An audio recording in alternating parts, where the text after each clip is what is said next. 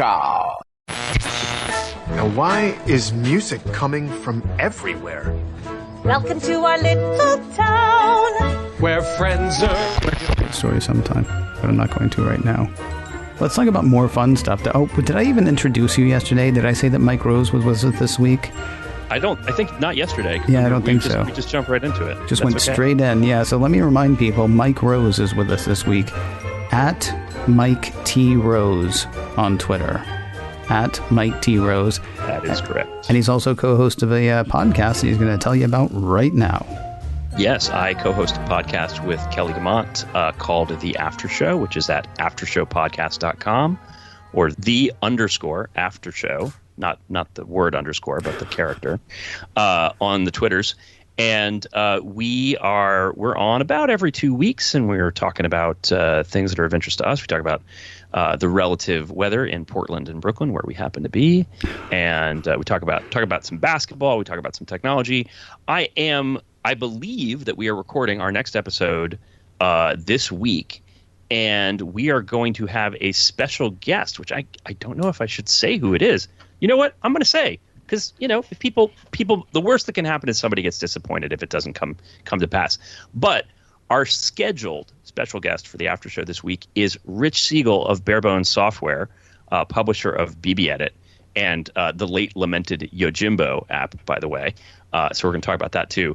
But we're going to have Rich on. We're going to talk about what it's like to have that many decades of experience in the Mac application market. What's changed, what hasn't changed, what he likes about his customers. Really, we're going to get into it. So really looking forward to it. We don't often have guests. I think we've had a total of 3 or 4 in the 6 or 7 years we've been doing the show. So, this is a kind of a new thing. We're seeing how it goes. All right. Very cool. And it is the _after show on Twitter, or you said theaftershow.com? It's aftershowpodcast.com. I apologize. Aftershowpodcast.com if you want to check it out on the online. So let's talk about some decidedly lighter fare. And I know we started off the week talking about a comedian, so how much lighter can you get? And the answer is go to Schmigadoon and find out. Now, oh, man. Yeah. So as people listen to this, Ted Lasso started the 2nd season last week. We all know Ted Lasso is wonderful. We all love Ted Lasso. We've all been anticipating the return of Ted Lasso. And I think Schmigadoon might have actually, I don't want to say it was overpowered by that or, drowned out by that. But I haven't heard quite as much talk about Schmigadoon as I expected, or after I watched it as I expected, because I'll tell you honestly, I love it. Yeah. First 3 episodes, I'm a huge fan. For people who don't know, I'll recap it really quickly. The struggling modern day couple struggling with their relationship decide that they're going to go off in the woods. Although it's not really fair to say they decide, she decides, and he goes along with it. And that may tell you something about the dynamics of their relationship right there. But while they're in the woods, they end up getting separated from everybody, and they find a town called Schmigadoon that is a musical. People don't even realize they're singing. They're doing musicals. It sounds a lot like Oklahoma. I keep saying that because I haven't seen Brigadoon, so I don't know how much it sounds like that. It doesn't sound very much like Brigadoon. Okay, because it sounds a ton like Oklahoma. It sounds a fair bit like Oklahoma or State Fair or couple other Western themed musicals. Paint Your Wagon. Absolutely ridiculous cast. You've got Cicely Strong and Keegan-Michael Key are the leads, but Fred Armisen, Jane Krakowski, Kristen Chenoweth, for crying out loud. Other people whose names escape me right now. Cameron Dove, who I didn't know who she was before this, but okay. Aaron Tveit.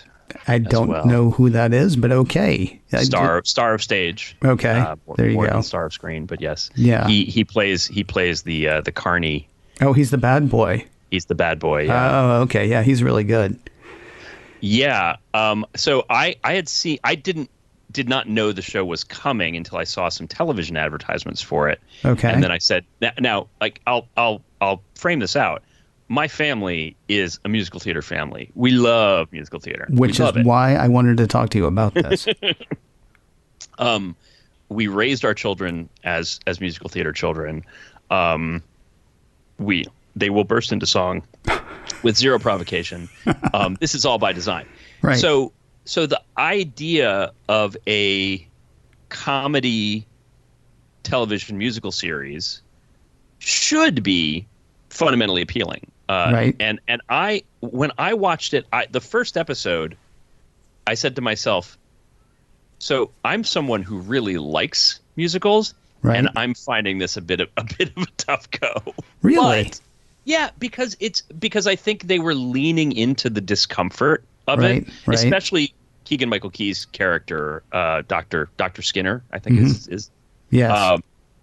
He is definitely not having it or not there for the fun, Right. whereas Cicely Strong's character pretty much is. And I mean, I love how they're playing with it and transforming it a little bit. I will say that as a Buffy the Vampire Slayer fan, the musical episode of Buffy the Vampire Slayer, Once More with Feeling, yeah, sets this trope in stone of the difference between people who are voluntarily singing and know that they are in a musical, the people who are involuntarily singing but still recognize that it's going on, and the people who have who are fundamentally unaware that they are in fact breaking into song. And we've established in Schmigadoon that in fact they don't know. Right.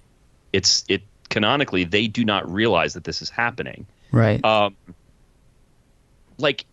What I would say is it's quite a lot, and it feels very very, very old-fashioned, very Rodgers and Hammerstein or Rodgers and Hart, like mid-20th century American musical theater. Right. And if you are the sort of person who finds that abhorrent, you're going to have a hard time with the show. But what I would say is try to stick with it, because it's actually, number one, it's actually really interesting how they're playing with that idea of people as is the concept of musical theater when you're so moved by the circumstances that your only choice emotionally is to sing. They're leaning into that really well.